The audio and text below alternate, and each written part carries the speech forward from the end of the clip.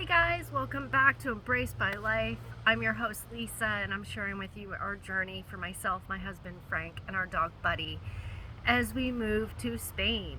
And guess what? I am in Spain right now. Good morning in Spain. I'll be posting this right after I take this video, and I just realized that my other videos weren't made public. I was wondering why nobody was watching, so I was so busy moving I didn't make any more videos. But now that I see I actually have some followers, I'm gonna start posting as many more videos as I can now that we've gotten a little bit of time back. So the last video that I took was about the third week of October, and we had about 3 weeks before we were closing on our house. So the plan was to close on our house November 2nd, which was a Monday. And so I took about 4 days to head to see my family in Nova Scotia, Canada, which is where I originally grew up. And so I went to visit them. And as I was on my visit with them, we talked through our complex plan of having a pile of stuff to go to Spain if we were to move, a pile of stuff to sell, and a pile of stuff that we would take with us if we didn't get our visas. So I got a lot of clarity hanging out with my family and just trying to really focus and figure out what should we do.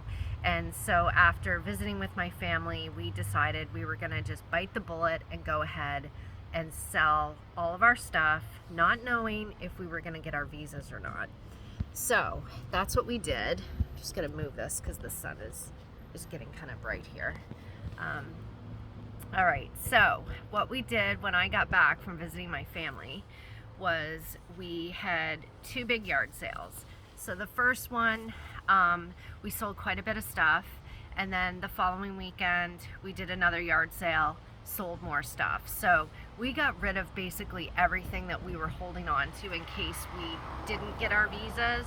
The plan was to take this stuff with us maybe to Pennsylvania or to wherever we were planning to move. And so we just went for it. We got rid of everything. It was tough. We had a lot more stuff than I realized we had because we had a huge garage filled with tools and stuff that many of which we weren't going to take. So we had 2 big yard sales, offloaded as much as we could. We also ordered a dumpster, and we got rid of as much stuff that people didn't want to buy that we couldn't give away. And so we geared up for our closing. Again, not knowing what was going to happen with our visas. So we just bit the bullet and got rid of everything. It was very emotional. It was exhausting. We didn't know if we were doing the right thing. What are we doing? What are we going to do if we need all of this stuff? But we just went for it. And then we had a moving company scheduled for October 31st to come and get our stuff to move to Spain. And so I spoke to them and explained we still don't have our visas. We don't know what's going to happen there. And they said, don't worry, we can store the stuff for you. So if you don't get your visas, we can just hold on to it and then give it back to you, basically. So we went ahead and we decided to go for it and have them pick everything up. All right, so October 31st came. We were like 4 days away from closing on our house, and we decided to just have them pick everything up. And so everything was boxed up. I'll share some photos maybe down the road of what all that stuff looked like. It was about a cubic foot of things, including tools and just a few household items that I just couldn't get rid of. There's some memorable stuff that you just want to bring with you wherever we were going to land. So that's what we did. And as they were literally taking the stuff, loading it into the truck, and I was signing the forms for them to take it away, not knowing, will I see this stuff in Spain? Will I be getting this stuff back in the US? I got the call from the consulate, and they called and said, please come and pick up your visas. And she said, I've been trying to call you for over a month. And I said, no, you haven't. We haven't gotten a call. I've been waiting for your call. And I've sent at least 2 emails to the consulate asking for an update because we were anxious not knowing what was happening. Well, anyway, I wasn't arguing with her. I just took a huge sigh of relief. This was like 4 days before our closing of our house.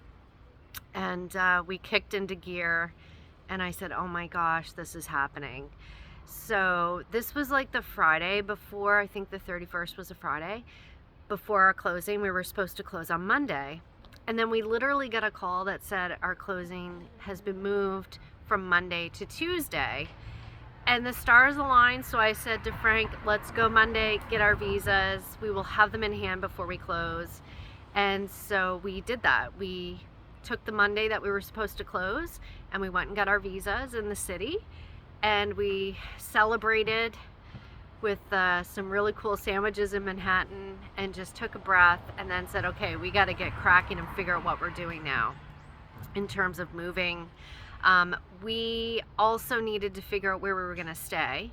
So I had a hotel booked for us within a few days of our closing, because it was getting really uncomfortable for Buddy in the house, and for us, we had gotten rid of our most of our furniture, so we were waiting for the closing, but we were sleeping on an air mattress. And so I had a hotel booked, and so what we did was we put Buddy in the pet hotel early, and Frank and I went into this hotel, and then we had booked an Airbnb, which made sense for us to be able to, you know, organize everything to fly out. So that's what we did, and so it all just worked out. Now there's a lot more to it than what I'm sharing, because obviously we had to get Buddy all packed up and figure out his move. So I'm going to do a whole separate video on how we moved Buddy over to Spain with us.